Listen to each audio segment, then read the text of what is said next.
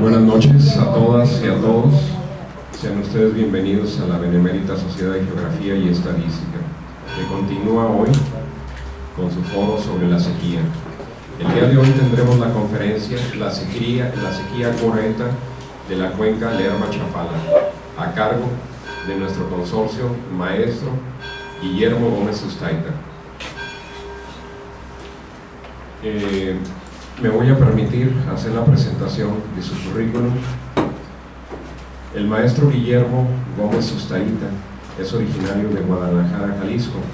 Su trayectoria periodística y como investigador de asuntos urbanos de la ciudad abarcan 36 años y laboró en ese lapso en diversos medios locales para la agencia informativa Notimex. Ha dedicado 26 años a la investigación periodística de la cuenca del río Lerma y lago de Chapala. Fue catedrático de la Universidad Autónoma de Guadalajara y docente fundador de seminarios de periodismo de investigación en la misma. Recibió el Premio Jalisco de Periodismo en 1997 por sus investigaciones del lago de Chapala. También el Premio Universidad de Guadalajara al Mérito Ambiental 2002, Premio Ciudad de Guadalajara 2004 y la presea Irene Robledo García de la Universidad de Guadalajara en el año 2013. Ha también publicado, fíjense nomás, 28 libros entre los años 1988 y 2014. Es uno de los miembros más productivos en producción de libros de la Benemérita, entre los que figuran El siglo XX en Guadalajara, Chapalita Ciudad Jardín y las historias de la Calzada Independencia y los barrios tapatíos, además de biografías de connotados jaliscienses. Es miembro de número y prosecretario de la Benemérita Sociedad de Geografía Estadística del Estado de Jalisco, consorcio del Centro de Estudios Históricos Fray Antonio Tello, AC, fundador del Consejo Ciudadano 100 por Guadalajara, AC, cronista honorario de la Asociación Estatal de Cronistas Municipales, consejero de Letras del Consejo Estatal de Cultura y Artes del SECA. Estoy seguro que tendremos una magnífica conferencia y una magnífica experiencia para transmitirla y poder hacer algo en relación al entorno que nos rodea y lo que está sucediendo. Muchas gracias. Bienvenido. Muchas gracias, ingeniero y vicepresidente de nuestra Benemérita institución.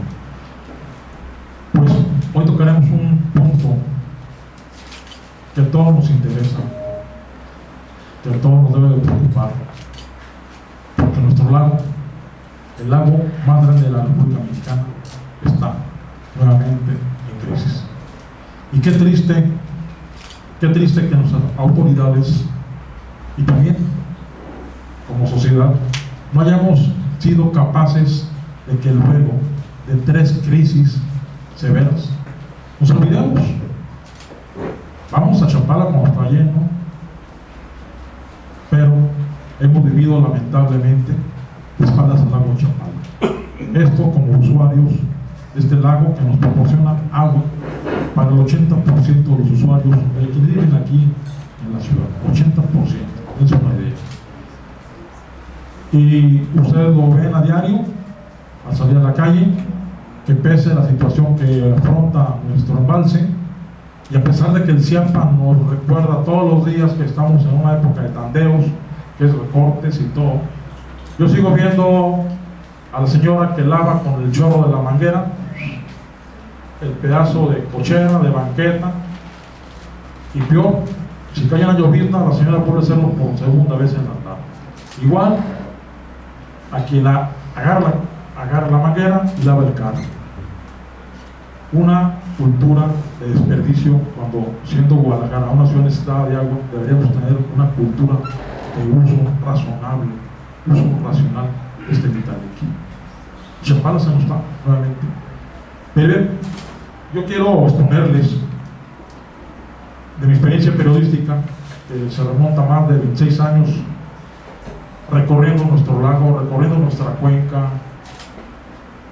y que todo esto será consignado muy próximamente en un libro que aquí presentaremos en septiembre, y que yo, después de tantos años de pensar cuál sería el título idóneo indicado de este libro, pues encontré uno que se ajusta: Chapala, Patrimonio de México, no de Jalisco, está en Jalisco y parte de Michoacán, pero es un patrimonio de México.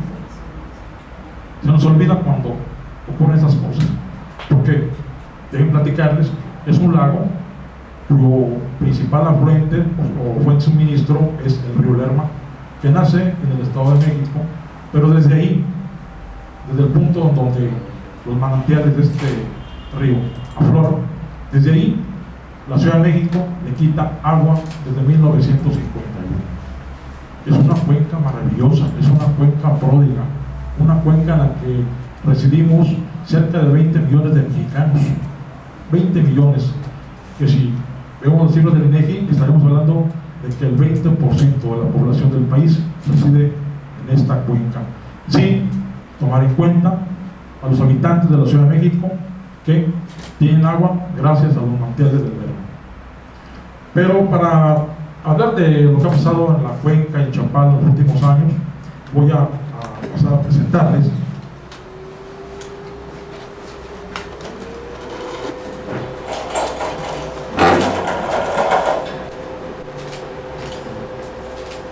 Miren, hemos tenido en los últimos 60 años 3 crisis muy severas de sequía y almacenamiento.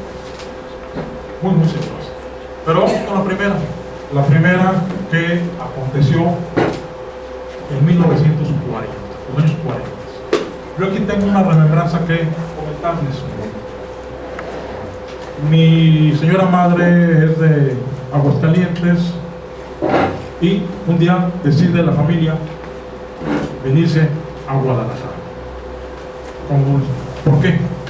Pues ellos llegan a Guadalajara porque en su lugar de origen, un poblado llamado Calvillo, que también es parte de la cuenca de Santiago, o el estado de Aguascalientes, fue tal la sequía de los años 40, la que comenzó en 46, después de que había terminado la Segunda Guerra Mundial, que esta familia, como muchas, no tenían que hacer nada, perdieron todo, perdieron el ganado, no había que hacer nada, la sequía acabó, lo devastó, y es como llega mi madre y su familia a Guadalajara. ¿Cuántas familias hicieron lo mismo? Hay una serie de testimonios periodísticos de esa época que fue devastador en toda la cuenca, en Guanajuato, en Michoacán, en Aguascalientes, y además tan cruenta, por eso la palabra, que, fíjense bien, empezó en 1946 y terminó en 1955. Otra remembranza, ya de mi madre.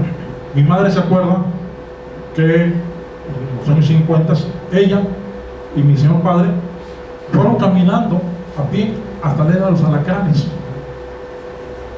porque en 1955 Chapala estaba prácticamente convertido en un charco. Entonces esta sequía tuvo ese impacto. Y fíjense una cosa, hablamos de los años 40, hace 6 décadas, cuando nadie hablaba de cambio climático. Pero si nos ponemos a revisar la historia de los últimos 150 años, pues ha sido un fenómeno cíclico. Las crisis de la cuenca y el lago Chapala han sido cíclicas. Estamos en una cuenca en la que el temporal de lluvias es muy errático, pero a pesar de eso, en esa cuenca es donde se asentaron los españoles que llegan a colonizarnos, y además ese carácter que tiene cultural, patrimonial, histórico. En la cuenca Lerma es donde acontecieron los hechos de la independencia, es donde en Querétaro también tiene lugar todo el movimiento que da origen a la Constitución. Vamos, es una cuenca con un gran valor histórico, patrimonial, social y también económico. En esta cuenca es donde se genera una cuarta parte del Producto Interno Bruto del país. De ahí tanta zona industrializada en la cuenca. Bueno, a lo que vamos. Este es un trabajo que hicimos, una recopilación reciente, que la publicamos justamente cuando se cumplieron los 100 años de que a raíz de esta situación, de esta sequía, Chapala se vino abajo. ¿Qué ocurrió? Bueno, pues lo que suele ocurrir con nuestros gobiernos.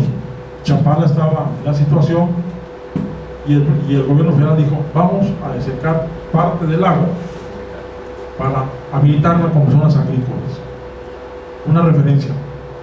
Antes de eso, en 1908, el entonces presidente de la República, Porfirio Díaz, aprobó la desecación de 50.000 hectáreas, 50.000 hectáreas, la tercera parte del lago Chapala, que hoy corresponde a la zona de la Ciénega.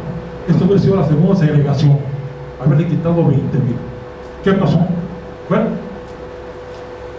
pues resulta que ante el decreto presidencial del entonces primer mandatario Adolfo Ruiz Cortines, surgió un movimiento ciudadano para evitar que el gobierno federal segregara por segunda vez en el siglo XX el lago de Chapala. Y ese movimiento lo encabezó quien era entonces presidente de esa institución, de la Geografía Estadística, el padre Severo Díaz Galindo. Voy a leer lo que él dijo cuando se enteraron en Guadalajara de que este decreto ya había sido firmado por el presidente. No vamos a permitir otro atentado absurdo contra Chapala, otro atentado de la máxima autoridad en este país que no ha tenido la consideración mínima de oír o conocer lo que dicen los jaliscienses sobre la situación de Chapala. Severo Díaz Galindo. Es un hecho histórico, porque Severo Díaz logró convencer para que este movimiento tuviera fuerza a gente de toda naturaleza y con peso en la sociedad, en el gobierno, en el clero. Convocó a Guadalupe Zuno, que había sido quien como gobernador reabrió la ciudad de Guadalajara, a empresarios, a don Jesús Álvarez del Castillo, dueño del Informador, que fue el periódico que enarboló la bandera de defensa, y en fin. Aquí tienen ustedes el decreto del viernes 18 de diciembre de 1953, donde el presidente Ruiz Cortines aprueba que Chapala le vamos a quitar nada menos que 18.000 hectáreas. Esto hubiera representado, si Chapala tiene actualmente 105.000, pues haberle quitado una cuarta parte, ¿no? Y haberlo confinado a hacer una presa temporal. Una presa, para darles una idea, como son hoy en día las lagunas de Sayula, que solamente cuando llueve cae agua y está un rato y luego se vuelve un terreno verde. Aquí está el decreto que, dense una idea, en ese momento, en esos años, lo que el presidente de la República autorizaba era como la ley del rey. Ni quien se opusiera. Y aquí, este Severo Díaz Galindo logra. Aquí están dos gráficas. La primera del río Lerma, que se secó. Es una fotografía del periódico El Occidental que yo rescaté. Seco, o sea, no había ni una gota. Imagínense, años de sequía. Y aquí tenemos al presidente Ruiz Cortines, que alguien lo habrá seguramente convencido de hacerle la segregación, porque él fue un presidente muy allegado a Jalisco. Y les platico rápidamente, entre la gente que encabezó fue Jorge Dip, Guillermo Arce, Abelardo García Arce, el dueño de Señora Laga, Víctor Bones Prieto, Jaime Ramos Martínez del Campo, también el clero tuvo una gran participación, estuvieron los presbíteros Raúl Navarro, el padre Chayo, que todavía lo tenemos aquí enfrente en la parroquia de Guadalupe, fue uno de ellos, ¿no? El Chacho, hijo del gobernador González Gallo, Juan Silva Romero de la Cruz. Vamos, no he encontrado yo, que he indagado muy a fondo la historia del siglo XX en Jalisco, en Guadalajara, un hecho como este en el que toda la sociedad se unificó para oponerse a una decisión presidencial. Y el resultado, aquí está Severo Díaz Galindo y Agustín Yáñez, que pues terminó por finalmente unirse a la causa ciudadana, ¿no? Y miren, también debo referir que en esa situación de agonía de Chapala, pues el obispo José Garibay Rivera, todavía no era cardenal, pues lleva a la Virgen Zapopan a pedir también su intervención. Y de ahí que se diga que es un milagro que la Virgen Zapopan, que es la patrona del lago Chapala, ha salvado al lago, ¿no? Pero bueno, yo hablaré de dos milagros, ¿no? El milagro de la Virgen Zapopan y el milagro que encabezó el padre Severo Díaz, porque el decreto no se aplicó. No se aplicó. El presidente vio tal fuerza que dijo, aquí me quedo.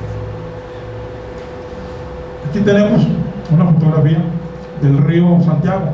Para ubicarnos, aquí está el puente que cruza Catajuanacatlán, pero también es una fotografía de cuando después del 54 sobrevino un diluvio sobre la cuenca del Lerma. Un diluvio porque inundó Chapala, inundó todo. Aquí está la fotografía del gran caudal, todo lo que inundó el río Santiago en su momento, ¿no? Y esta fotografía es muy alusiva. Aquí está el faro. Es cuando nuevamente se habló del mar Chapálico. El mar Chapálico que fue una connotación de cuando tuvo 150,000 hectáreas. Pero yo lo subí, me tocó como muchos de ustedes ver este lago rebosante y además agua limpia. No tenemos el problema de contaminación que hoy lamentamos. Y además limpio de lirio. Otra cosa. Bueno, por algo llegaron más de 20,000 norteamericanos a residir en la ribera. Y aquí tenemos ya una perspectiva de Chapala en sus mejores momentos. Yo fui de los chiquillos que aquí se bañaron. Y hoy no. Hoy es puro detritus. Pero esto era otro que. Y aquí todo aquello, ¿no? Toda una época mágica de Chapala. Pero, bueno, eso fue el asunto del agua. Pero Guadalajara tuvo un gran impacto económico muy serio porque en ese momento dependíamos de las plantas hidroeléctricas que se encontraron en el río Santiago. 7 plantas generaban luz eléctrica para Guadalajara. ¿Qué pasó cuando las plantas dejaron de funcionar por la falta de caudal? Pues vino el reclamo, luz y agua. La sequía secó a Guadalajara. Me dice mi madre que de repente los comercios cerraban en cuanto oscurecía. Las industrias paraban por horas. O sea, se tuvo que ajustar la ciudad, la industria, todo el mundo a la falta de luz, los apagones. Y esto generó un reclamo que fue muy célebre. La gente salía a las calles a reclamar luz y agua, luz y agua. Tenemos aquí ya una perspectiva de Chapala recuperado después de todo aquello, ¿no? Una Chapala, les repito, idílica, sin problemas de contaminación, de una gran belleza escénica y que muchos lo recordamos. Y justamente en este contexto, desde los años 50, estamos hablando de 1956, es como Chapala se convierte en el proveedor principal de agua para esta ciudad. Una ciudad que en ese momento, en 1956, tenía solamente 780,000 habitantes. Muchísima agua para tan poca gente. Luego llegaría a Tapatío el Millón, que es otra historia. Y bueno, pues aquí en esta compilación que les estoy mostrando, hay una cronología de hechos. Tenemos bueno lo que yo les estoy platicando, todo aquello, ¿verdad? Y todo este que están viendo está disponible en la página de la, creo que sí, en la página de nuestra institución. Hoy me ocurrió un hecho qué curioso, ¿no? Hablar de sequía. Este material lo íbamos a imprimir para que ustedes se llevaran hoy un ejemplar impreso. Lo hicimos.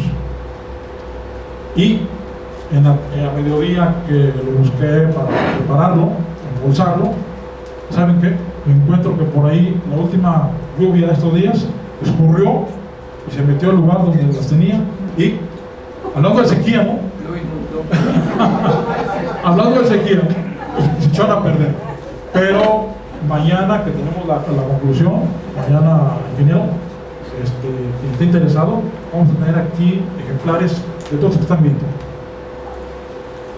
Bueno, el asunto es la primera parte, ¿no? Vamos a la segunda. El tema de la conferencia, lo saben, la relación histórica de las sequías, ¿no? Y la que acaban de ver, pues es lo que se hizo con la primera del 43 al 55, que es la sequía más devastadora ocurrida en el siglo XX en la cuenca. Ya hablamos de todo aquello. Bueno, yo creo que después de haber impactado a una generación de jaliscienses, todo eso ocurrió en los años 40 y 50, como que hemos haber aprendido a tener un uso más racional del agua. Lamentablemente, el hecho de que Chapala nos proporcionaba agua muy barata y subsidiada, pues yo creo más bien que originó que los tapatíos nos acostumbramos a tener agua de sobra, barata y a desperdiciar. Pues llegó después de una época, en 55 empieza el agua a recuperarse, se mantuvo a un nivel óptimo, casi de nivel de plenitud, 8.000 millones de metros cúbicos en un mundo de agua, hasta este año, el 88, en que empieza nuevamente otra crisis. O sea, tuvimos prácticamente la final, lo que faltaba a los 50, todos los años 60, los 70, más de 2 décadas, de los cuales también es importante consignar, gracias a que Chapala nos daba agua en calidad, en cantidad subsidiada, se generó un fenómeno que hoy todos lamentamos, ¿no? El crecimiento desbordado de lo que era una ciudad para convertirse en una metrópoli que hoy integra 7 municipios donde viven cerca de 5 millones de habitantes. Todo eso provocó en parte también, no hay que verlo con muchos critican todo aquello.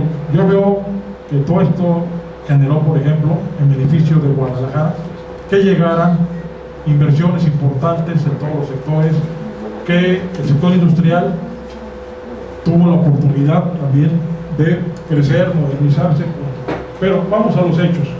En el 88, que es el final también de una década muy turbulenta para nosotros, recordemos las devaluaciones de los años, todo. Bueno, pues Chapala va para abajo. Y esto alarma al presidente Carlos Salinas de Gortari. Cuando digo alarma, es porque el presidente traía una visión de país. Ya sabemos todo lo que hizo bien. Y en el caso de la cuenca, pues era una cuenca estratégica para su plan de gobierno, ¿no? Es donde se encontraba el Estado de México, Guanajuato, Michoacán, o sea, estados con potenciales. Y el hecho de que el río Lerma, la cuenca del río Lerma, sus afluentes, estuviera en crisis, obviamente obligaba al gobierno federal a intervenir, y lo hizo el presidente Salinas. A él debemos que con inversiones federales de gran cuantía, y en una época difícil, una época en la que, recordemos, todos se cotizaban millones de pesos, en los cuales la hiperinflación en el año previo al 88, al 87, tuvimos un crack financiero, una bolsa, y se nos fue la inflación al 300%. Pero bueno, Salinas inicia lo que ningún presidente de la República antes, la recuperación de Chapala. Y en ese contexto, Carlos Salinas crea una comisión de la cuenca, crea organismos, se crea la Comisión Nacional del Agua, y se hacen obras muy importantes. Ese es su gobierno, que se hacen pensando en que Chapala podía recuperarse y no depender de una sola fuente. Se hace el sistema de presas de Azúcar Calderón, y que se empezaron a poner en funcionamiento 2 de ellos, ¿no? La presa Calderón y la presa del Salto. La que nos faltó fue la tercera, la importante, la presa de la Ciudad. Entonces es también referente porque justamente en este sexenio es cuando se hacen las únicas obras hidráulicas que hasta el momento hemos tenido para que no sigamos viviendo en Chapala. Y después de haber pasado todo esto, de que el fenómeno del Niño en el 92 nos llenó Chapala de vuelta, Chapala de vuelta lleno, de vuelta nos olvidamos de la crisis, de los tandeos, de vuelta nos olvidamos como en esa época de que Chapala puede bajar y subir. De vuelta seguimos gastando agua y nos llegó una tercera crisis. Yo creo que todos los que aquí estamos la vivieron. ¿Se acuerdan cuando llegamos al malecón y había un minibús para llevarnos 1 kilómetro adentro donde estaba el espejo de Chapala, el espejo del agua? Todo eso. Y todo esto generó una situación. Esa día confrontó a Jalisco con Guanajuato. Muy serio. Alguien le llamó el periódico la guerra del agua. Es muy aventurado, pero a mí y otros compañeros fuimos en esa situación de crisis a Guanajuato, de una camioneta de Televisa a Guadalajara, ya nos andaba. Bien, lo que voy a pasar a continuación es una serie de gráficas para ilustrar todo esto que hemos platicado, y van ustedes a encontrar una serie de situaciones que ya se conocían o se han conocido por los medios de comunicación. Aquí tenemos nuestra cuenca, una cuenca que nace aquí mero, en Almoloya. Hay dos Almoloyas en el Estado de México. Aquí no nace, y justamente el Nevado Toluca, pues que resulta de todos los cuando hay la época de, ¿cómo se llama?, del deshielo, es lo que va a generar o a recargar los nacimientos del río Lerma aquí en Almoloya. Pero de aquí mismo, de este nacimiento, se va agua a la Ciudad de México. Ahí empieza el primer sorbete, ¿no? Y un sorbete de la de veros, porque el DF nos quita el equivalente al agua, casi al agua que nos toca a nosotros para Guadalajara. Y de aquí ya ha disminuido, empieza el camino del río Lerma. Todo esto es un tránsito entre zonas industriales. El corredor de Lerma, el corredor de... Todo esto son situaciones de corredores industriales que degradan, obviamente, las aguas del río Lerma. De hecho, aquí empieza, ustedes todavía ven la laguna más o menos transparente, y enseguidita ya está negra. Y cuando sale de Toluca, ya huele a todo. Pero también, todo esto, alrededor hay una zona de riego, una zona de cultivo de alta intensidad, o sea, que ocupan mucha agua. Ya ven, el Lerma, finalmente, como puede, todo ese recorrido, por aquí también se cruza, aquí empiezan las presas. Importante, que hay una presa, que hay otra. Esto es lo que va minando, restándole agua al Lerma. El agua para riego, el agua para industrias, el agua para el DF. Aquí vamos. Hay algunos afluentes que el río Lerma tiene, como el río Angulo, y que se van aportando, ¿no? Y todo ese tránsito es muy complicado, un tránsito muy difícil, porque son zonas industriales, agrícolas, y una cosa importante, todo esto está densamente poblado. Y aquí hay otra situación de contaminación, no es el tema que estamos hablando, pero vale referido.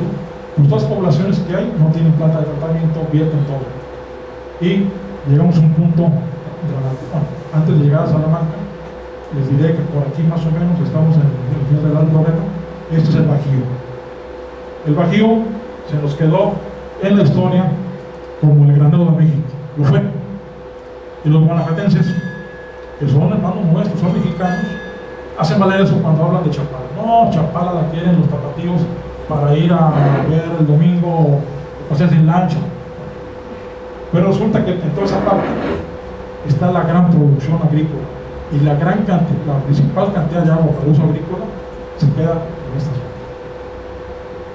Llegamos a Salamanca, que pues, aunque diga Pemex que cumple con las especificaciones de los reglamentos respectivos y todo, contamina seriamente, lo acaba de contaminar más. Y también todo esto son las agrícolas. Tenemos afluentes como el río La Laja, que también llegan al Lerma, y el río La Laja, como el río Angulo, o el río Vero, tremendamente contaminados, tremendamente sobreexplotados. De Salamanca nos vamos, todo esto también, otra zona entre Michoacán y Guanajuato, también de alto uso agrícola. La Piedad, pues la Piedad de la Porta, pues imagínense, es el principal centro porcícola de México.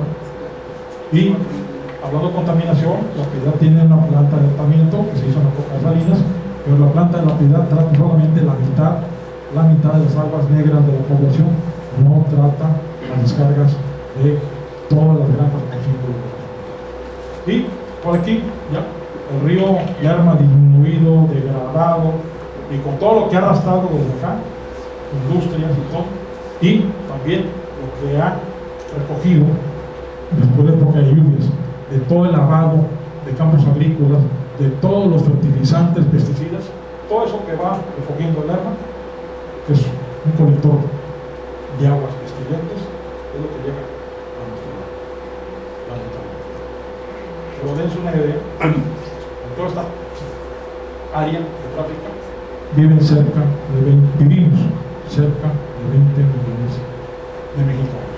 Si le agregamos Guadalajara no está considerada en todo esto. Guadalajara es usuario de Chapala. Pero si le agregamos los usuarios que reciben agua, hablemos de una población de 23 millones. ¿Qué ha pasado con las crisis, con las crisis que hemos platicado en esta cuenca? Bueno, pues ha platicado puntos críticos de la cuenca, ¿no? Lo que sabemos, el Alto Lerma, el uso industrial, agrícola, pecuario, pues una gran demanda de agua y impacto en contaminación. Salamanca, ya lo dijimos, pues esta área está considerada puntos críticos por el propio gobierno federal. O sea, no es una consideración de un investigador de la Universidad de Guadalajara, esto procede de información que yo recogí. Ustedes pueden ver en la página de la Conagua y de Semarnat, pero es más crítico lo que quiere, ¿no? Bueno, aquí está el asunto explicable. Todo lo verde, hablamos del agua superficial, 86% del agua disponible en toda la cuenca es para riego agrícola. Y el subsuelo, la que sale del pozo, el 87%. Ahí está la explicación de cómo hemos permitido que una cuenca errática de captación de agua tenga tanta sobreexplotación. Les voy a dar un indicador. Hay partes de Guanajuato que por la solución del subsuelo, los pozos de donde extraen están a más de 200 metros y hay hundimientos de terrenos, hay todo, un serio impacto. Pero esto, si no fuera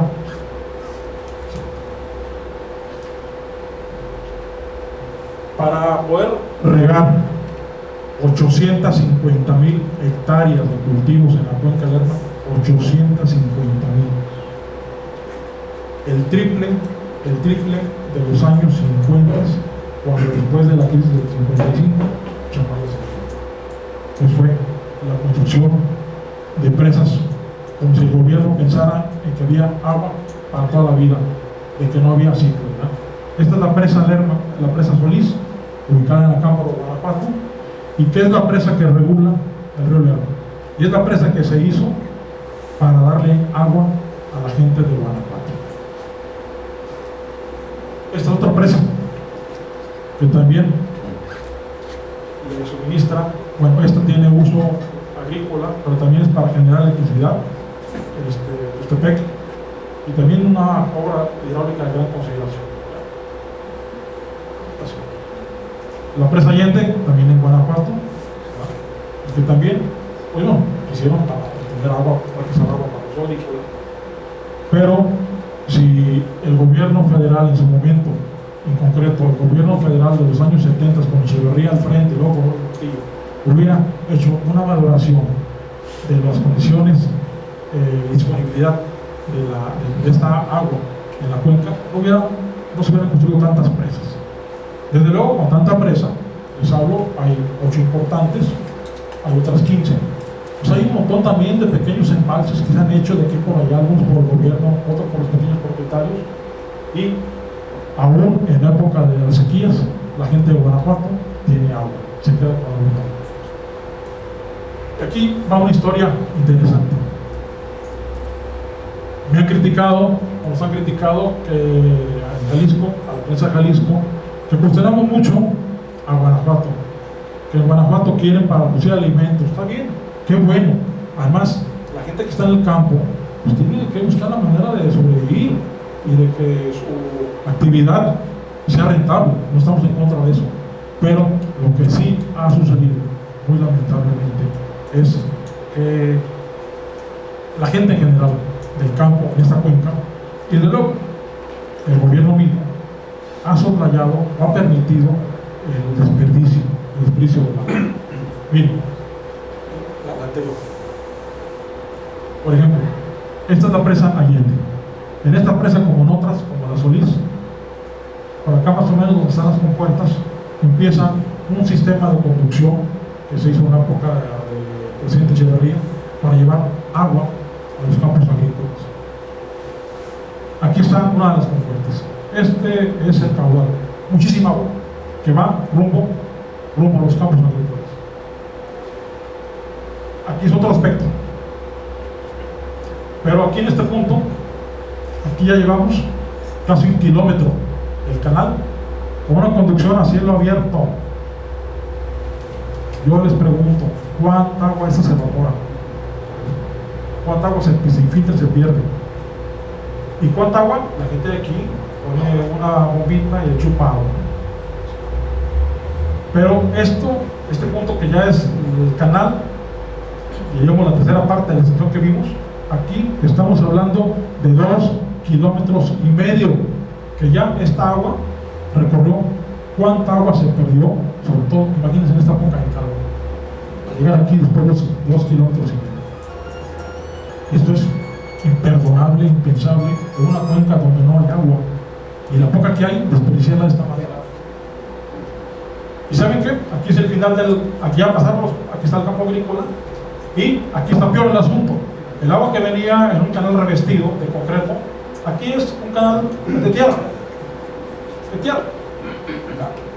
Y esos agricultores están haciendo lo que es una práctica muy común.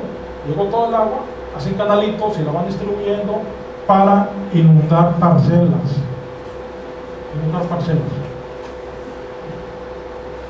Obviamente, una gran cantidad de agua. La estimación que ha hecho el doctor Manuel Arroyo Alejandro de González de Guadalajara es que a este punto, después de haber recorrido más de 2,5 kilómetros, pues el ferrote que salió de la presa ya perdió el 40%.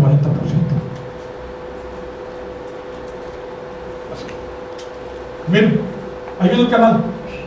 Y aquí está el señor con toda la tranquilidad del mundo, pues, porque además el amigo no paga el agua.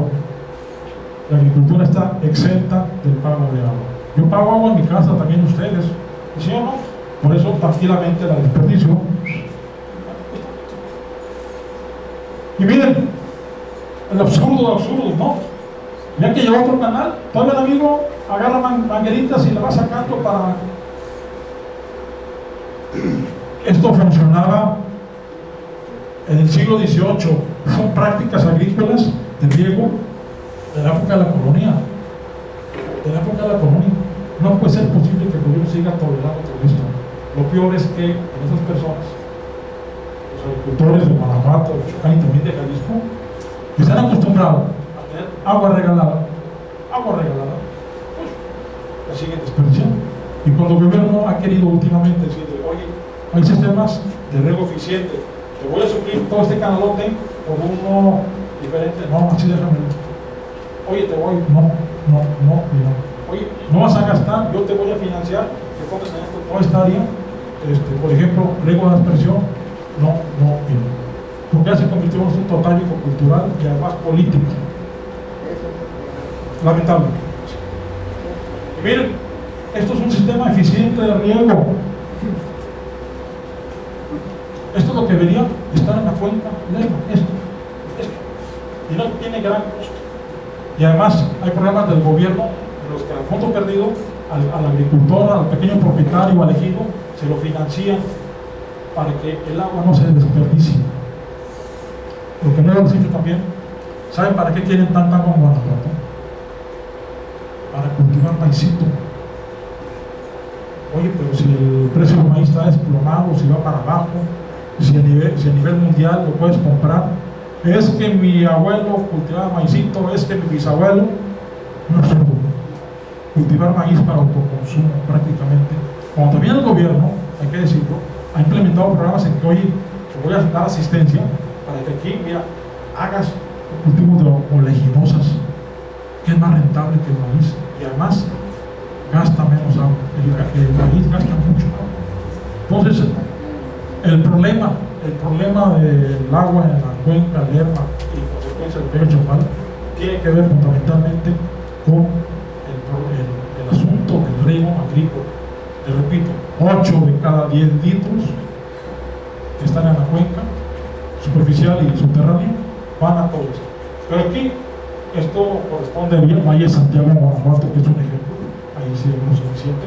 Pero si me preguntan cuántos distritos de riego en la cuenca lo tienen, son 11 distritos, solamente 2 de ellos.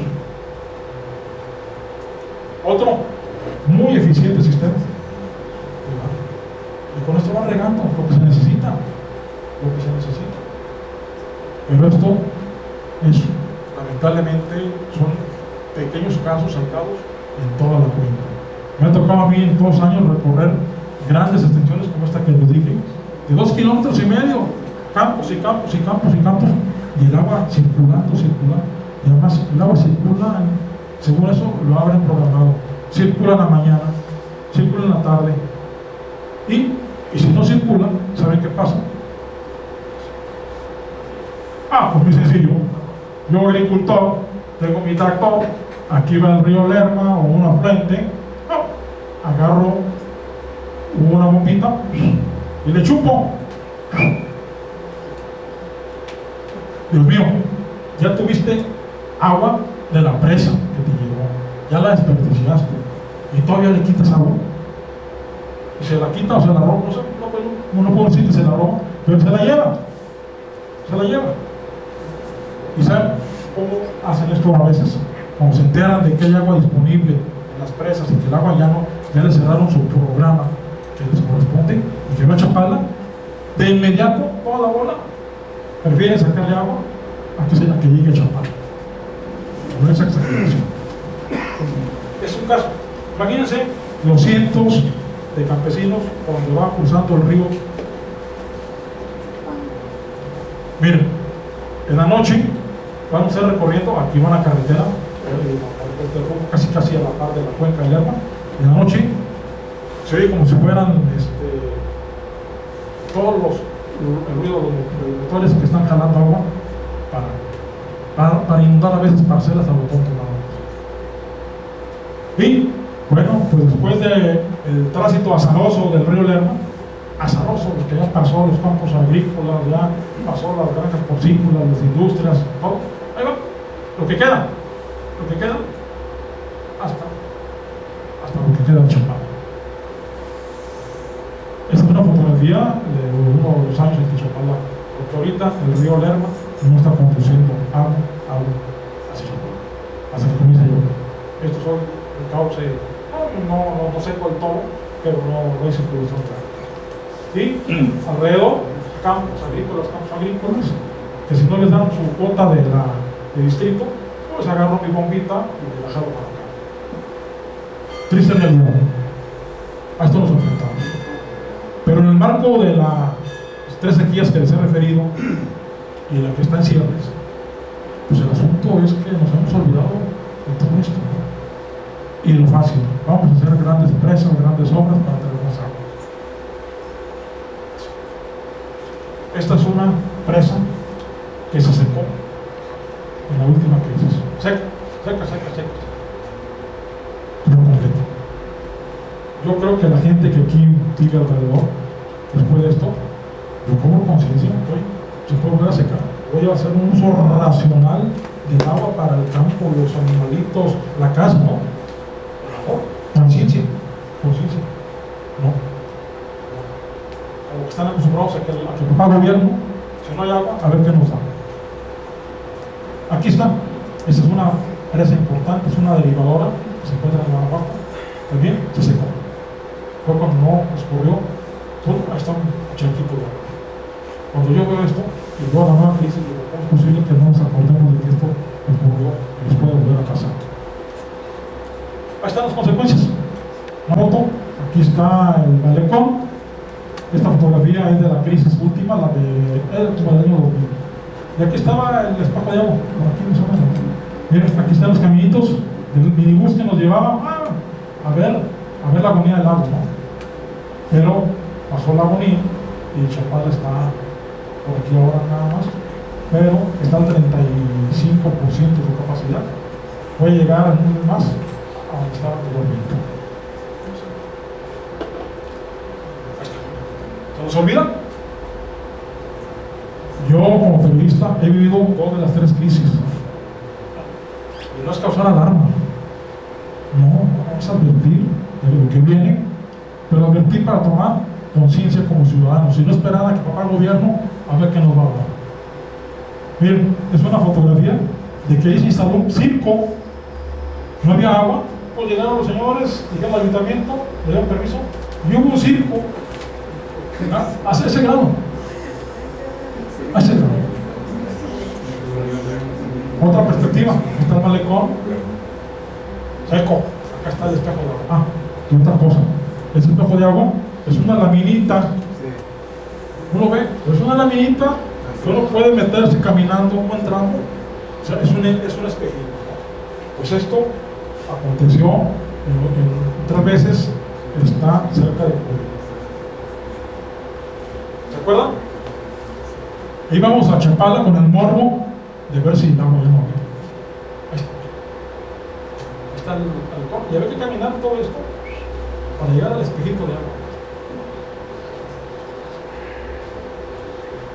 Y, ojo, también es una fotografía de la crisis anterior.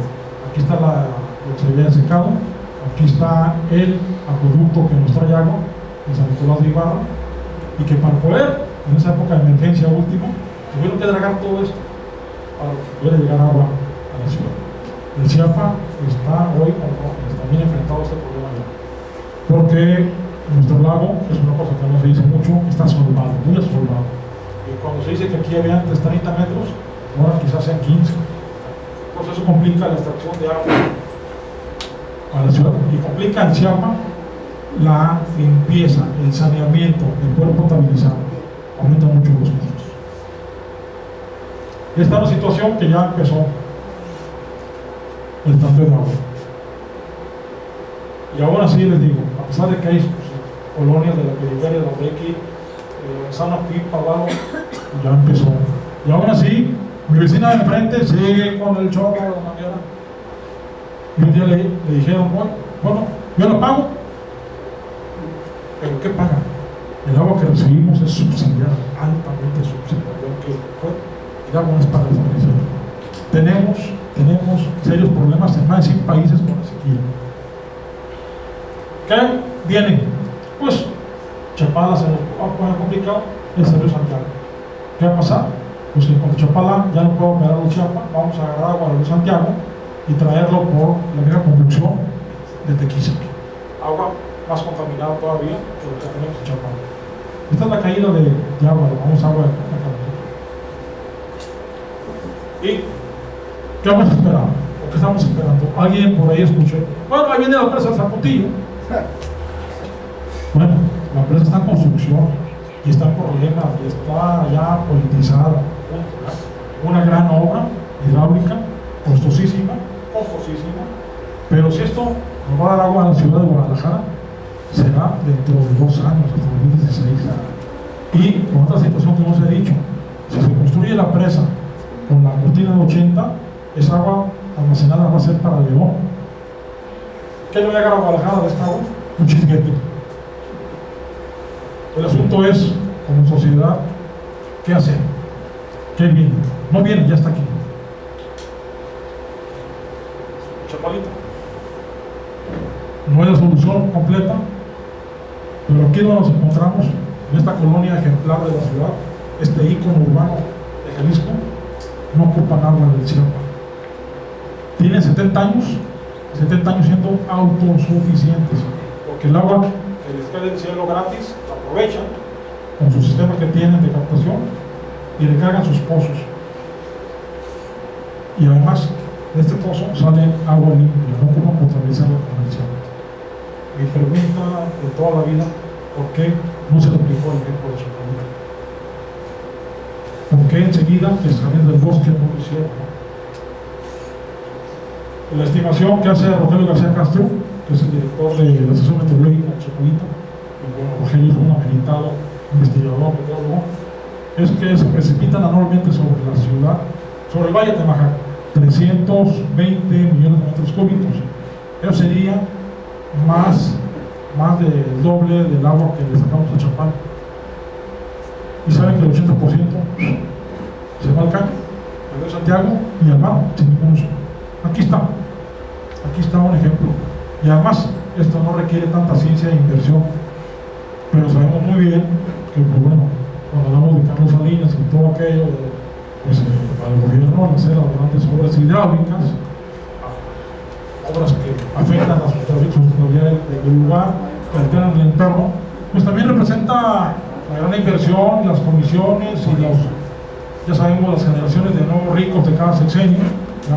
Eso deja, una obra millonaria deja.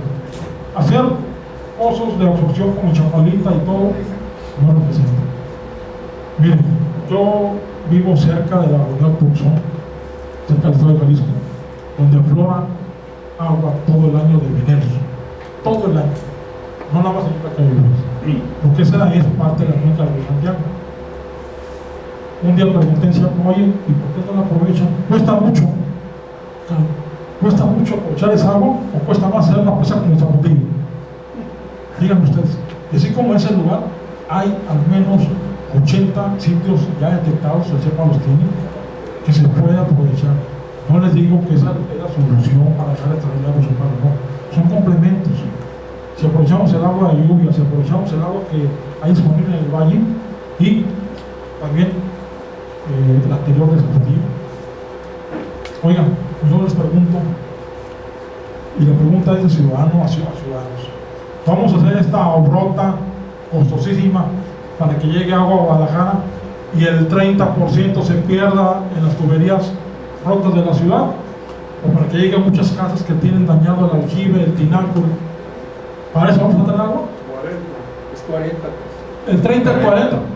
¿Para eso vamos a hacer esta gran inversión? Porque por ahí escuché en voz de quien creo que baja la Secretaría de Gobierno, el señor Arturo Zamora, que dijo, bueno, es que toda esta inversión la hace el gobierno federal y no la hace el gobierno de Jalisco. Caray. Oigan, son impuestos de todos nosotros. Digo, ¿qué respuesta?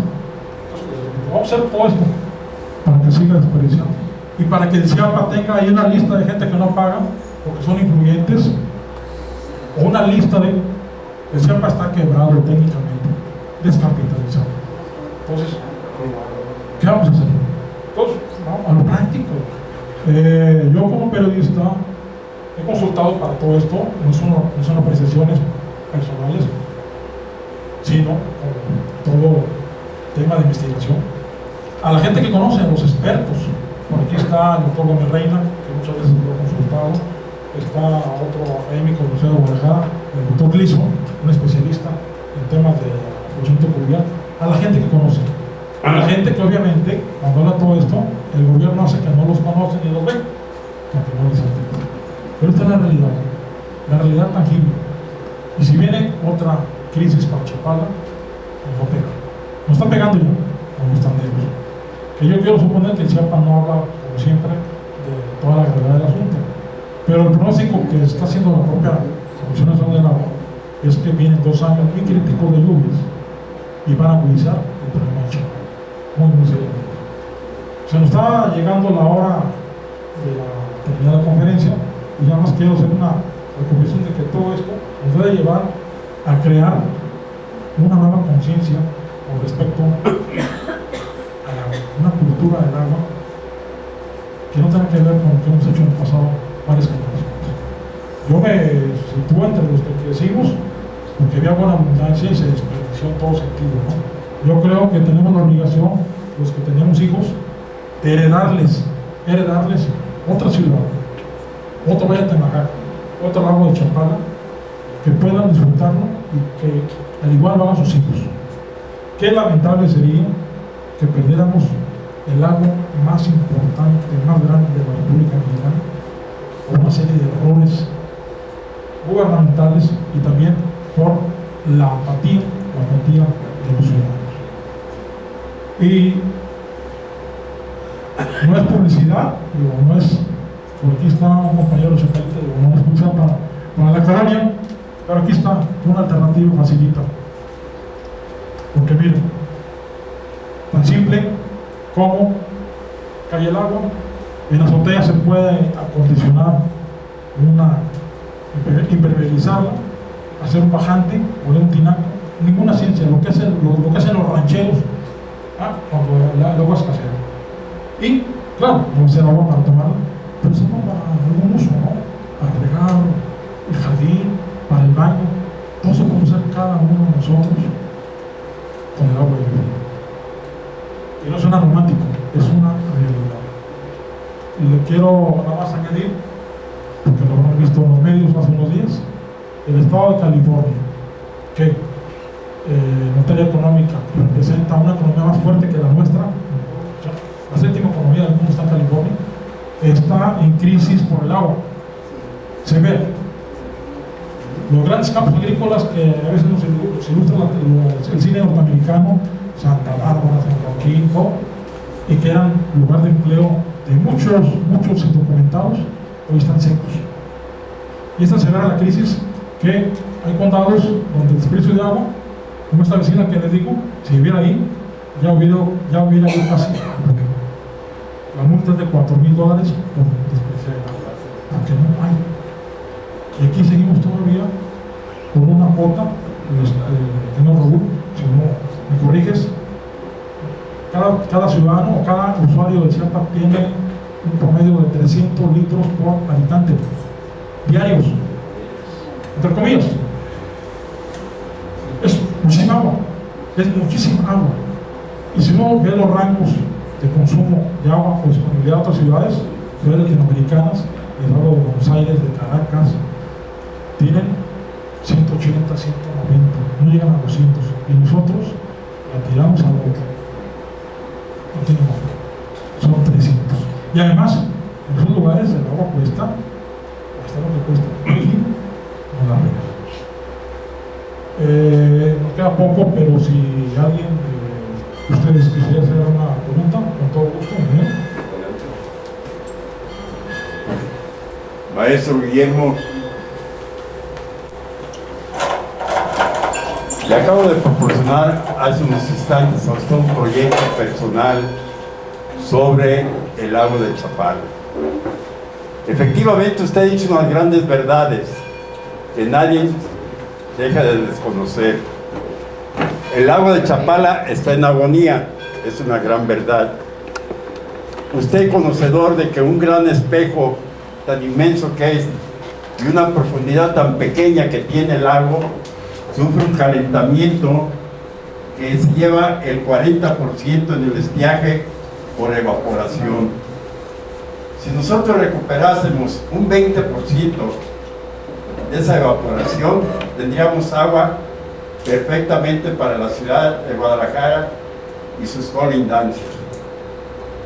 Yo propongo, porque yo lo viví en forma personal, cuando el puerto de Manzanillo era un pequeño puerto de pesca ribereña y de un cabotaje de marítimo muy pequeño, alguien ideó que debían de dragar la laguna de San Pedrito hace 40 años. Y el gobierno los escuchó e hicieron ese dragado de la laguna que está anexa al mar. Ahora el puerto de Manzanillo, por ese dragado que se hizo, es la principal puerta del comercio de Asia-Pacífico. Es el que nos da una economía solvente a toda el área, no nomás del occidente, sino de la República Mexicana. Yo propongo una tipología quíntuple, maestro, en el cual, si se draga el lago de Chapala para darle profundidad y que conserve un enfriamiento y evite no el 40, sino un 20% que se pierde de evaporación, tendríamos agua suficiente de toda la vida y tendríamos nuestro venerable lago de Chapala. La tipología quíntuple que les señalo es primeramente el agua. La segunda, que se evitaría el efecto invernadero para el cambio climático.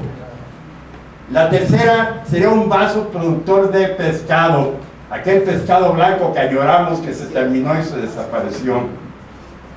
La cuarta, los detritos o el humus que se obtendría de ese dragado, se serviría para la agricultura de los campos ribereños al lago, el abono.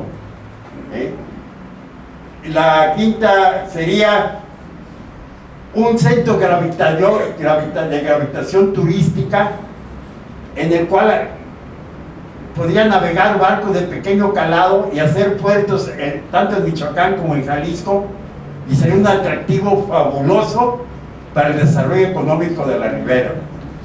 Señores, no nos tapemos los ojos con un dedo. Veamos la realidad. Escuchen. Un periodista, compañero de usted, me hizo caso. Ya publicó en la revista que le acabo de proporcionar, maestro Guillermo. Entonces, no soy yo, es la sociedad la que reclama eso.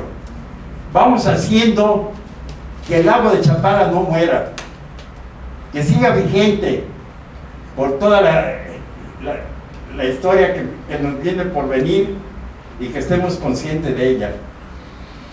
El que quiera alguna información, yo con todo gusto se la proporcionaré. Yo soy economista, maestro de la Universidad de Guadalajara, fui maestro 20 años en 5 facultades, estoy retirado, pero sin embargo estoy consciente de una realidad que hay que verla y hay que tenerla. Muchas gracias, maestro. Gracias.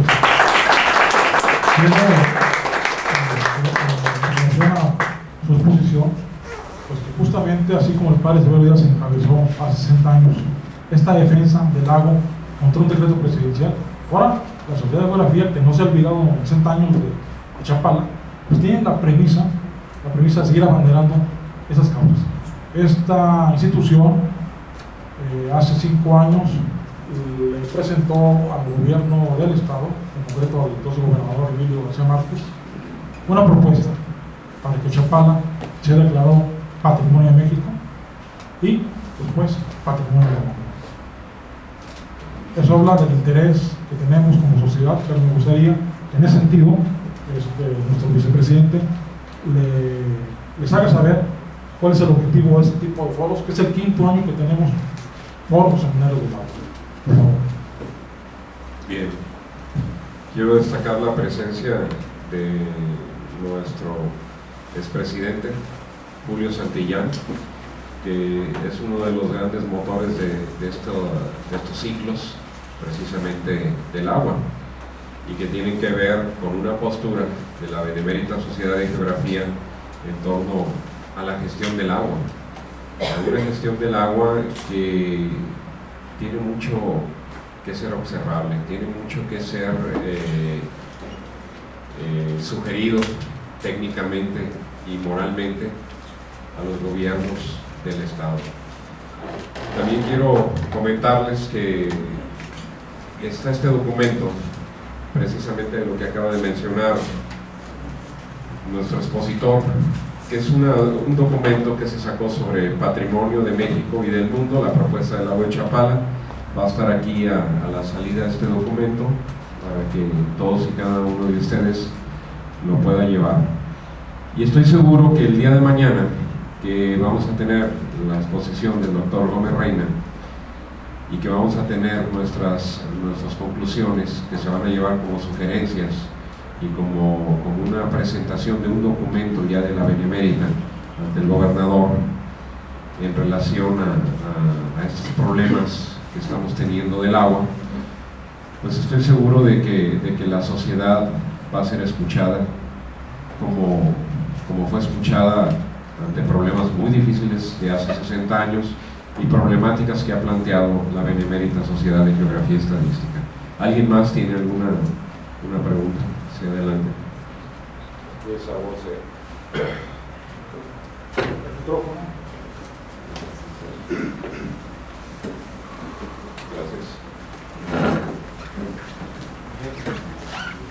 Gracias.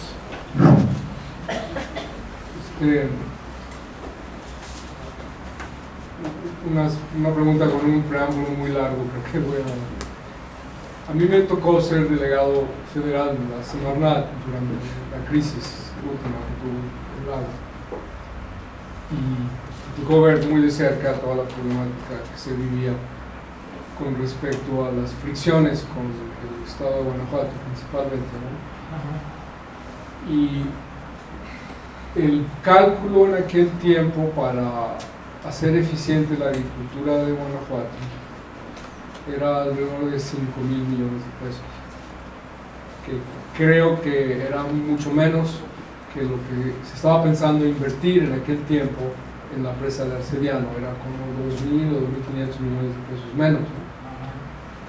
Y los agricultores se negaron porque decían que nos van a dar menos agua, y precisamente era el caso, ¿no? Les vamos a dar menos agua, pero el agua que les vamos a instalar sistemas que les van a hacer producir lo mismo o más. Y de ahí no salió el tema, no salió. Se trabó por razones políticas y luego vienen las cosas electoreras y a nadie le interesa moverle al asunto y la situación sigue. Pues, y en ese tiempo, cuando no se veía que se podía trabajar con la figura del Consejo de la Cuenca, que era nada más una figura de papel, nosotros planteamos en la modificación del reglamento interior de la Semarnat la posibilidad, por otras razones también, pero aquí se aplicaba bien, la posibilidad de que los delegados federales de la Semarnat no sean exclusivos para estados, sino que pudiera haber la figura de delegado regional que realmente pudiera ser una figura que velara por la política pública regional de una ecorregión, una región ecológica que tuviera su consistencia y en ese sentido pudiera haber sido empatado con las cuencas. Finalmente hubo varias configuraciones que trabajamos ahí, pero una de las que a mí me gustaba, y de hecho se cambió el reglamento de la Secretaría, y por lo menos cuando yo dejé la Secretaría existía la figura de la posibilidad de crear delegados regionales. Entonces nosotros planteamos esto para el país, para una manera diferente de administrar el territorio nacional que funcionara, porque la verdad es que no funciona porque está pésimamente mal organizado para funcionar, es decir, está diseñado para fracasar la manera en que está diseñada la burocracia. Y planteamos que ya que habían aceptado la figura del delegado regional, que aprovecháramos crear una región exclusiva de Chapala para crear la primera delegación regional de la Semarnat y que se dedicara a ¿qué? Simplemente a velar por el lago. Y en ese tiempo había, no sé cómo está ahora, pero había una última compuerta, no me acuerdo si le llaman Yuriria o Yurecua, ¿no? Yurecua. Una última compuerta donde a partir de esa compuerta ya no había control del agua. Entonces ya salía de todos los esquemas de acuerdos políticos. ¿Por qué? Porque no había los instrumentos mecánicos para asegurar cualquier control distinto. Entonces nosotros decíamos, ok, que la delegación regional de la Semarnat, que tuviera todas las instancias como la Comisión Nacional del Agua, la parte forestal y la parte de desarrollo estatal agrícola, empezar ahí, y que a partir de ahí toda la cuenca propia del lago de Chapala que estuviera ahí, estuviera bajo esta jurisdicción, y crear una política bajo la idea de unidad de mando y unidad de dirección con política pública ambiental, porque si no se hace así, nunca va a funcionar. Entonces, pueden decir todo lo que quieran alrededor de que se quiere arreglar el país, pero mientras no se organiza el diseño organizacional de la burocracia para la política pública, nunca va a funcionar. Es un diseño institucional que finalmente tampoco cuesta mucho dinero hacerlo y deshacerlo, que tampoco, si no están de acuerdo, pues hacer el experimento no hubiera costado nada, ¿no? Básicamente. Curiosamente, los primeros en oponerse fueron los de Hacienda. No les vamos a dar plazas nuevas federales para una nueva región. Perfecto, nosotros resolvimos muy fácil. Entre la delegación de Jalisco y la delegación de Michoacán pusimos de acuerdo porque íbamos a ceder jurisdicción de la delegación federal, cada uno de los estados. Pues íbamos a ceder, creo que entre 3 y 5 puestos, plazas públicas de las delegaciones para que se fueran ahí, y solicitábamos que el resto del país que pudieran ceder plazas para armar un esquema de piloto de cómo organizar la administración pública de una región. Chapala. Largo mi preámbulo, desde luego, ¿no? Mi única pregunta es, ¿ustedes creen que podría ser viable esa figura para que sea el instrumento principal para que la Benemérita Sociedad de Geografía Estadística proponga al gobierno federal, ¿no? Sí, señores, aquí está. Ya que no les interesa nada a partir de Yureco, ya que nadie hace nada y hay que instalar una política pública que funcione, pues vamos creando esta figura que está en el reglamento interior de la Semarnat, que todas las figuras que están sectorizadas a la Semarnat están ahí y todas las atribuciones que tiene la Semarnat en todos los niveles de desarrollo económico primario, segundo y terciario del país están ahí. Ok, puede funcionar. Está listo para poderse hacer y bastaría nada más la voluntad política para armarlo. Y eso no le costaría gran cosa, o sea, ni la mitad de una uña que se gasta, por ejemplo, en la presa de Macapulco. Entonces, digamos, a cambio de quitar los 3 pueblos para darle agua a Guanajuato, que finalmente ni siquiera viene para acá, que es precisamente el estado que abusa del agua que se supone que es para acá. ¿Se fijan lo absurdo que es esto? Sí. Plantear algo racional, perfecto, ok, si hacen eso, vamos creando una figura, y esa figura que realmente funcione, y désenlo a un consejo ciudadano para vigilar, que además en la LEGEPA existe la figura de participación social que se le puede dar. O sea, los instrumentos jurídicos están ahí para poder armar este diseño, y eso podría ser, digamos, la herramienta nueva que le pongo ahí a su disposición o consideración. Otra herramienta más.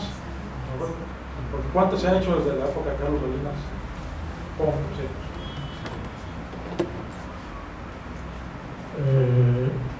Quien hizo uso de la palabra, uno de los exponentes, ahí hizo su conferencia, es el maestro Alberto Madre Romo, que, como lo refieren, estuvo en Semarnat. Y bueno, yo tengo tiempo de conocerlo, gente metida en el asunto científico, lo recuerdo en el planetario de la ciudad, todo aquello lo reto. Y bueno, lo que él ilustra es lo que yo he vivido de cerca como periodista, ¿no? Déjenme decirles, me ha tocado 26 años hacer más de 100 recorridos por la cuenca del Lerma. O sea, un recorrido de aquí para allá, por todos lados, exhaustivo, ¿no? Es una cuenca inmensa, una cuenca, alguien me dijo que es una cuenca mágica, porque la cuenca funciona en la época de crisis, en la época de abundancia, en fin, ¿no? Y aquí está uno de mis hijos que me acompañó muchos recorridos desde niño, ¿no? Y alguien conoce también la cuenca. Pero lo que quiero decirles es que nos duele como jaliscienses ver cómo arriba tienen la impresión de que Chapala la queremos para ir el domingo a comer charales. No. Y que además se olvida de una cosa, maestro Norberto, de que el efecto de la evaporación, que no es una pérdida, viene a distribuirse en lluvias en toda la zona del Bajío. ¿A Guanajuato? Y agua así. Porque aquí no llueve el agua. No, exacto. O sea, todo el agua que se evapora y que en ocasiones el año pasado fue la evaporación alcanzó 1,40 m, tremenda, ¿no? Pero no se pierde, simplemente se convierte en igual. Pero que hay en Guanajuato es agua.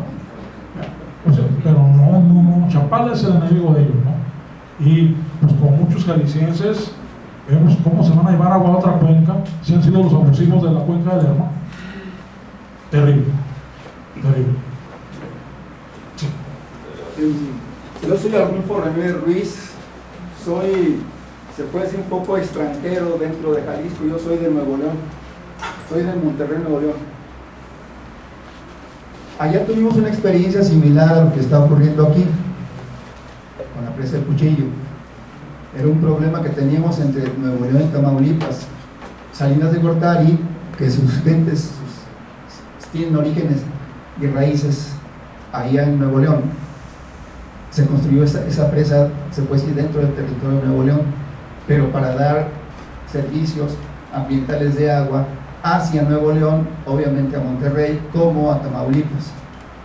Inicialmente tuvimos muchos problemas, como los tuvieron aquí, porque definitivamente allá fue al revés. Como estaba en el terreno de Nuevo León, pues nos sentimos en un momento determinado dueños y señores de ese recurso.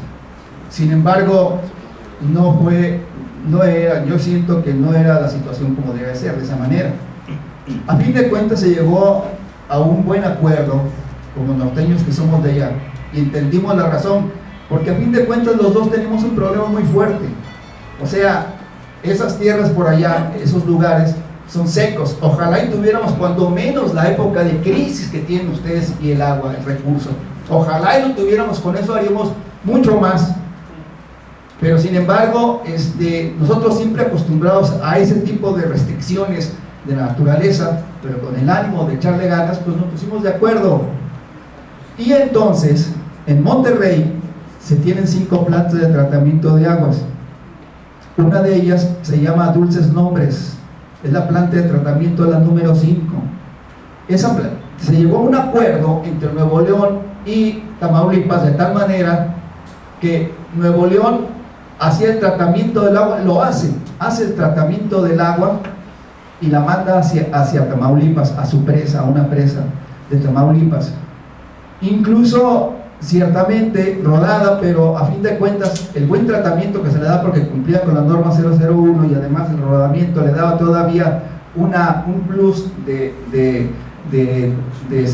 pureza, pues entonces llegaba una buena cantidad, la que se llegó a convenir, de tal manera que yo siento que entre Nuevo León y Tamaulipas hay el entendimiento claro y definido. ¿Por qué? Porque definitivamente a los dos tenemos el mismo problema, la escasez de recursos, y tenemos que aprovechar hasta la última gota de esa agua. Sin embargo, como observador de aquí, de este estado, y el comportamiento que yo he estado viendo durante algunos años, porque he estado muy aquí en Guadalajara, aunque voy a mi tierra, regreso acá, pero sí he estado viendo, incluso me tocó una vez sustituir a una persona en una reunión de Consejo de Cuenca, y créanme que me dio decepción del comportamiento de la gente que iba representando a Jalisco. No defendió lo que siempre debe haber defendido. Qué lástima, ¿eh? No es, el problema ya está aquí, y ahorita se está queriendo proponer, está bien, pero me parece que en un momento determinado las gentes que fueron elegidas para representar a Jalisco le tuvieron miedo a los de Guanajuato, porque esa es la verdad.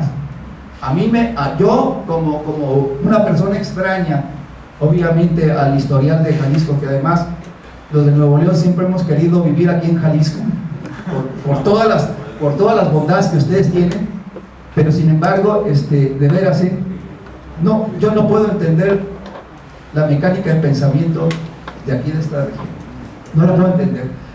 Y otra cosa, doctor, nada más como última observación. Lo que usted dijo me parece una cuestión muy acertada y muy buena, pero lástima porque hoy, dentro de un organismo descentralizado de la Semarnat, como es la Comisión Nacional del Agua, existe una persona o existe una figura que es el encargado regional de toda la política y la gestión del agua en esta parte, como hay en otros lados. Pero siempre he visto que el comportamiento de la gente de la Comisión Nacional del Agua, y disculpen si es que hay alguien, pero es mi percepción, siempre he visto que en ningún momento ha habido el gran apoyo a esta región, y sobre todo a este estado. Pero hay una cuestión muy importante, incluso el último comisionado, la última persona que estuvo en la Comisión del Agua, creo que es de aquí de Jalisco, y ni siquiera defendió nada, al contrario. Qué lástima, pero ni modo. Esas son mis observaciones y mis percepciones de alguien que es de otro lado, pero que ha estado aquí. Muy válido. Ciertamente estamos ahí en Guadalajara para ver Y así cómo hablamos con el los agua directos, nuestros paisanos de la frontera. De aquí la tenemos, la desperdiciamos, y agua de buena calidad. Yo quiero terminar, porque se nos está yendo el tiempo, con algo que me faltó agregar respecto al uso del agua de lluvia. Chapalita es, pero ¿se acuerdan cuando llegaba la época de lluvias y se inundaba Plaza del Sol y el mercado de Abastos, bien por Guadalajara? Pues casi terminó el problema. ¿Cómo? Pues el gobierno del estado construyó con muy baja inversión, aquí arribita, donde había un arroyo pestilente, el arroyo Santa Catalina, hizo el primer canal pluvial pero para recargar los montes acuíferos. Hay varios canales pluviales, se normaliza. No, este fue ideal, ¿verdad?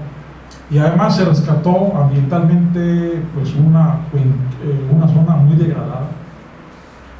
Si ustedes lo ubican, va a formar el Otero, llegan a Paseos del Sol, y ahí empiezan, que además se hizo con una arquitectura de esas que llaman sustentable. Abajo está el canal para recibir las aguas de lluvia, y arriba se hicieron canchas deportivas, jardines, se consiguieron espacios que no existían para la gente que vive alrededor. Bueno, desde que empezó a operar el canal Santa Catalina, se acabaron las inundaciones en Plaza del Sol, casi se acabaron, porque gran parte del agua que llegaba hasta allá se queda en ese canal. Pero ¿saben qué? No se queda ahí para que vayamos a ver ahí los pececitos y los ranacuajos. Se infiltra. Y en el primer año de operación, el equivalente a lo que se infiltró fueron 85,000 tinacos.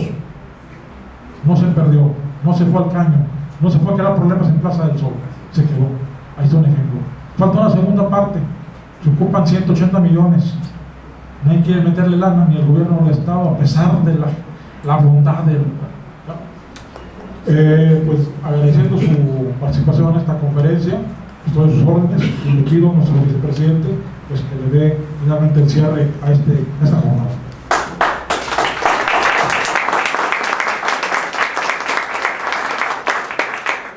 Muchas gracias por sus valiosos comentarios que están dentro de lo que es nuestra minuta de la sesión del día de hoy, incorporados. Quiero comentarles que sería importante que invitaran personas para el día de mañana, que va a ser nuestra clausura de este foro. De veras hay que invitarlos a ocupar estas sillas. Cada persona que esté aquí con nosotros es una persona con la que vamos a poder dialogar en torno a un problema de todos.